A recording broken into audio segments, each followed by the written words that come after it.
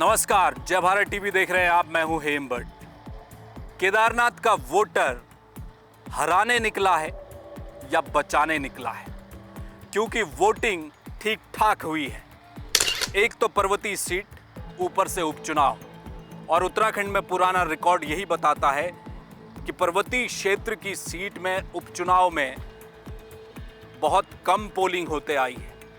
लेकिन इस बार केदारनाथ में लोग घरों से बाहर निकले हैं और लगभग 58% मतदान हुआ है, जिसे आप कह सकते हैं कि ये बम्पर वोटिंग है। अब ये अगर बम्पर वोटिंग है तो किसके पक्ष में है?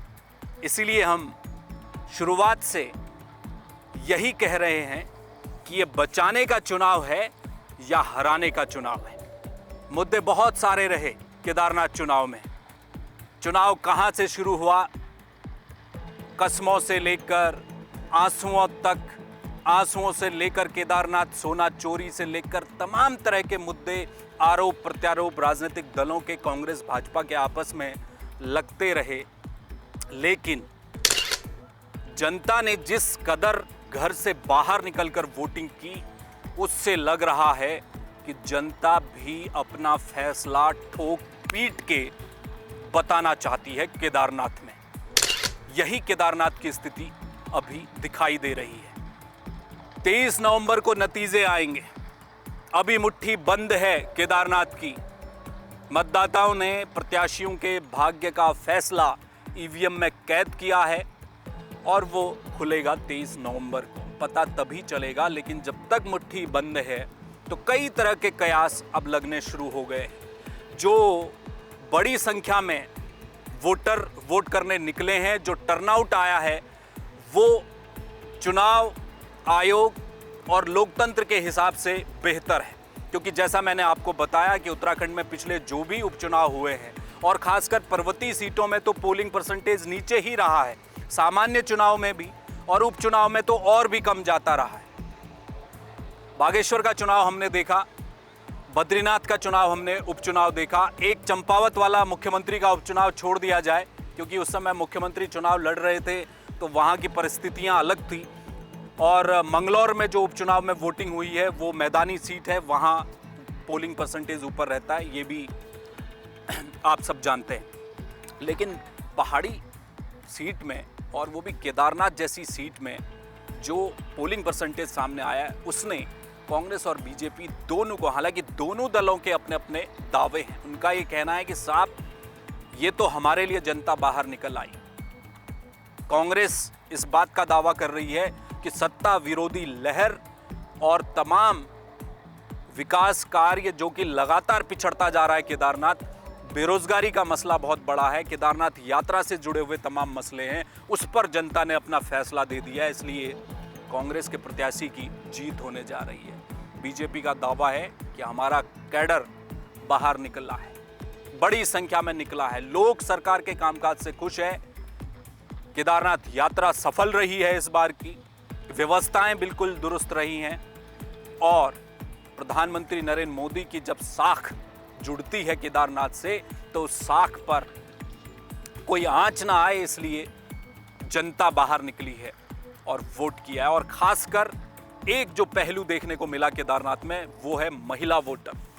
ये कहा जा रहा है कि इस बार मातृशक्ति ने किसी के सर पर तो हाथ रख दिया है। आशा नौटियाल के सर पर हाथ रखा है, या मनोज रावत के सर पर हाथ रखा है, या फिर कोई निर्दलीय या दूसरे दल का है, हाथ तो रख दिया गया है। क्योंकि इस दफा जो वोटिंग हुई है उसमें 3000 से ज्यादा महिला वोट ऐसे हैं जो पुरुषों के मुकाबले आगे हैं। और इसका एक बड़ा कारण भी है, यहां पर राजनीतिक दलों को ज्यादा खुश होने की भी जरूरत नहीं है। इसका बड़ा कारण यह है कि केदारनाथ में जो महिलाओं की संख्या है वोटरों की, वो पुरुषों से ज्यादा है। तकरीबन 1000 महिलाएं ज्यादा हैं पुरुषों के मुकाबले। लेकिन वोटिंग में महिलाओं ने दिलचस्पी दिखाई है, और ये इसी बार नहीं हुआ है। 2022 के केदारनाथ चुनाव में भी महिलाओं ने पुरुषों से ज्यादा वोट किया था, केवल उपचुनाव में नहीं हुआ ऐसा। 2022 में भी महिलाओं ने ज्यादा वोट किया था और तब भी महिलाओं की संख्या पुरुषों से ज्यादा ही थी। यानी कि एक ऐसी सीट केदारनाथ की जहां पर महिला मतदाताओं की संख्या पुरुषों से ज्यादा है, तो जाहिर सी बात है अगर वो वोट करने निकलेंगे तो महिलाओं का जो आंकड़ा है वो ज्यादा आएगा ही। इसलिए कि महिलाएं किसी को जिताने के लिए निकल गई हैं, ये कहना केदारनाथ के लिए फिलहाल तो ठीक नहीं है, क्योंकि 3000 से ज्यादा वोट अतिरिक्त पड़े हैं। वो महिलाओं ने किसे आशीर्वाद दिया है, मातृशक्ति ने किसके सर पर हाथ रखा है, वो 23 नवंबर को पता चलेगा। अब जरा एक आंकड़ा, अभी मैं बात करूंगा आगे कि ये जो चुनाव है केदारनाथ का, क्यों मुख्यमंत्री पुष्कर सिंह धामी के लिए प्रतिष्ठा का सवाल है। आप सभी जानते हैं प्रधानमंत्री नरेंद्र मोदी का एक लगाव केदारनाथ से रहा है, तो उनकी साख भी दांव पर है। कांग्रेस के कद्दावर नेता, पूर्व कैबिनेट मंत्री, बीजेपी में रहे हरक सिंह रावत का तो बयान आया कि ये चुनाव अगर बीजेपी हार गई, जो कि हार रही है, उनका ये कहना है, एक इंटरव्यू में उन्होंने कहा, तो मुख्यमंत्री की कुर्सी गई। क्या इस बात पे दम है, इस पर भी चर्चा करेंगे। लेकिन पहले आप देख लीजिए, तुलना करनी बहुत जरूरी है। आज के दिन जो वोटिंग परसेंटेज केदारनाथ का सामने आया है, अगर हम उसे पिछले उपचुनावों से जोड़कर देखें और पिछले विधानसभा चुनाव से देखें, तो ये जो टर्नआउट है और वोटिंग का जो पैटर्न है वो क्या कहता है, उसे समझने के लिए पहले एक आंकड़ा मैं आपके सामने रख देता हूं।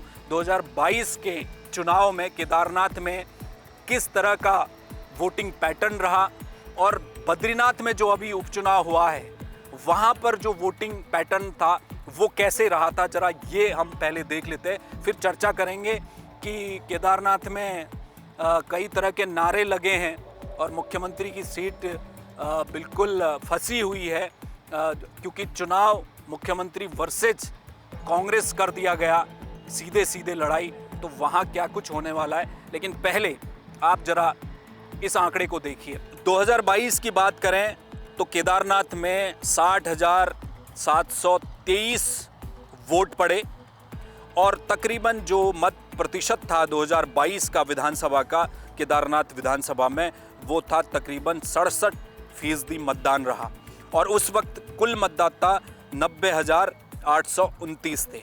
और उस समय भी महिलाओं ने वोट जो किया था वो 31,815 महिलाओं ने 2022 के विधानसभा चुनाव में वोट किया था केदारनाथ में, और पुरुषों ने वोट किया था 26,602। यानी कि 2022 में जो अभी मैं बात कर रहा था, 2022 में भी महिलाओं ने ज़्यादा वोट किया था। वो सीधी सी बात यह है कि क्योंकि संख्या महिलाओं की केदारनाथ में पुरुषों के मुकाबले ज़्यादा है, तकरीबन 1-1.5 हज़ार महिलाओं की संख्या ज़्यादा है। और 2024 में जो ये उपचुनाव अब हुआ है उसमें 53,526 वोट पड़े हैं और तकरीबन 57.64% मतदान हुआ है। और जो कुल मतदाता थे इस बार वो थे 90,875 मतदाता थे, और महिलाओं ने जो वोट किया वो 28,329 महिलाओं ने वोट किया और 25,197 पुरुष मतदाताओं ने वोट किया। यानी कि तकरीबन 3,000 से ज़्यादा महिलाओं ने वोट किया है। अब अगर इस पैटर्न को हम देखें तो हमें तुलना करनी पड़ेगी बद्रीनाथ से, क्योंकि अभी अभी बद्रीनाथ का उपचुनाव हुआ है और बद्रीनाथ उपचुनाव में चूंकि बीजेपी की हार हुई है, कांग्रेस वहां जीतने में कामयाब हुई, वहां का जो वोटिंग पैटर्न था और जो टर्नआउट आया था वो क्या तस्वीर दिखा रहा है उसे समझते हैं, ताकि केदारनाथ के इस वोटिंग पैटर्न को समझने में हमें आसानी हो सके। तो बद्रीनाथ में हुआ ये था, जुलाई में हुए बद्रीनाथ के उपचुनाव में 51.43% मतदान हुआ। और अगर 2022 की अगर मैं बात करूं विधानसभा चुनाव की, तो बद्रीनाथ में 65.67% मतदान हुआ था 2022 में विधानसभा के चुनाव में। लेकिन उपचुनाव जो अभी हुआ है उसमें केवल 51.43% मतदान हुआ। यानी कि विधानसभा चुनाव 2022 से बद्रीनाथ के चुनाव में, उपचुनाव में जो गिरावट आई वोट फीसदी में, वो 15.87% की कमी आई है। यानी बद्रीनाथ में 51% के आसपास मतदान हुआ था और उसमें विपक्षी दल का जो प्रत्याशी था वो जीतने में कामयाब रहा था। और विधानसभा की तुलना अगर हम बद्रीनाथ की करें तो तकरीबन 15% कम वोट पड़े थे। लेकिन इस बार केदारनाथ में तस्वीर कुछ अलग हुई। विधानसभा का जो चुनाव हुआ 2022 का केदारनाथ में, वो करीब 67% था 2022 में। उसमें करीब 10% की लगभग गिरावट आई है और इस समय तकरीबन 57 के आसपास है। तो आप कह सकते हैं करीब 10% का वोट गिरा है केदारनाथ के भीतर। ऐसे ही एक बागेश्वर का उपचुनाव हुआ पिछले साल 2023 में, तो वहां भी कुछ इस तरह की स्थिति देखी गई कि तकरीबन 61% के आसपास 2022 विधानसभा चुनाव में मतदान हुआ था बागेश्वर में। लेकिन जो उपचुनाव हुआ, उस उपचुनाव में वोटिंग प्रतिशत बागेश्वर में भी गिर गया। बागेश्वर में उपचुनाव में 55% के आसपास वोटिंग हुई, यानी कि 6-7% की गिरावट बागेश्वर में भी देखी गई और वहां सत्ताधारी दल जीत गया। तो ये जो वोटिंग पैटर्न है 7 से 8-10% उपचुनाव में गिरता है, लेकिन इस बार केदारनाथ में बेहतर रहा है वोटिंग परसेंटेज बाकी जगहों के मुकाबले। बागेश्वर में गिरावट कम देखी गई उपचुनाव में, लेकिन ओवरऑल जो मतदान हुआ वो केवल 55% हुआ। केदारनाथ में करीब 58% के आसपास मतदान पहुंच रहा है। तो ये क्या कहानी बयां करता है? इसने राजनीतिक पंडितों को भी और राजनीतिक दल कांग्रेस भाजपा को भी फिलहाल तो उलझा के रखा है। दोनों दल अपना अपना दावा कर रहे हैं। महिलाओं की स्थिति मैंने आपको बता दी कि जाहिर सी बात है महिलाओं की संख्या ज़्यादा है, तो इसलिए उनका वोट शेयर और वोटिंग परसेंटेज भी पुरुषों के मुकाबले ज़्यादा दिखाई दे रहा है। तो क्या ये जो बदलता हुआ सिनारियो है वोटिंग पैटर्न का, वो कुछ कह रहा है केदारनाथ में? ये बड़ा सवाल है। अब वो सवाल जो मैंने आपसे शुरुआत में कहा कि क्या मुख्यमंत्री पुष्कर सिंह धामी के लिए ये चुनाव गेम चेंजर साबित होने जा रहा है? क्या यहां इस चुनाव को जीतने के बाद पुष्कर सिंह धामी बद्रीनाथ मंगलौर में मिली हार, खटीमा में हार जिसकी टीस मुख्यमंत्री को हमेशा रहेगी, वो चाहे दोबारा खटीमा जाकर दोबारा जीत जाएं, लेकिन उनके मन में एक सवाल हमेशा रहेगा कि जिस वक्त मुझे सबसे ज़्यादा ज़रूरत थी जीत की, तब मैंने खटीमा का चुनाव हारा। वो तो उनके राजनीतिक जीवन में हमेशा ये टीस बनी रहेगी। क्या इन सब से उबर पाएंगे मुख्यमंत्री? इस सब के अलावा मुख्यमंत्री की एक और साख केदारनाथ में दाव में लगी है और वो साख है कुमाऊं गढ़वाल वाली, जो इस बार बना दी गई। खुलेआम केदारनाथ चुनाव में नारे लगे, माल पुष्कर दाई का, वोट मनोज भाई का।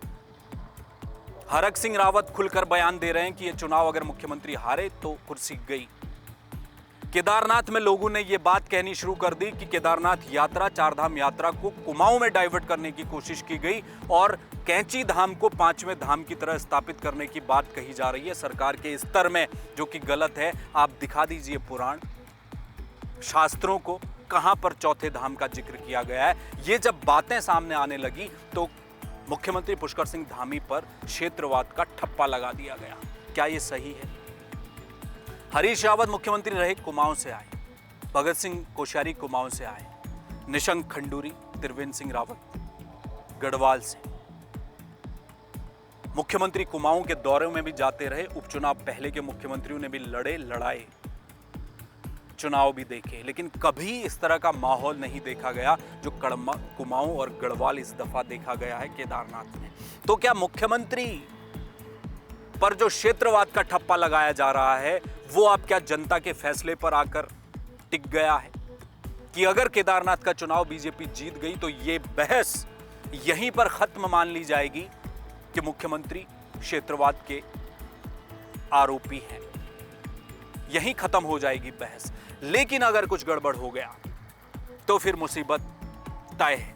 फिर ये जो चर्चा यहां से शुरू हुई वो और भी कई चीजों में दिखाई देगी। ये भी होना है, इस बात की आशंका भी मुख्यमंत्री को है।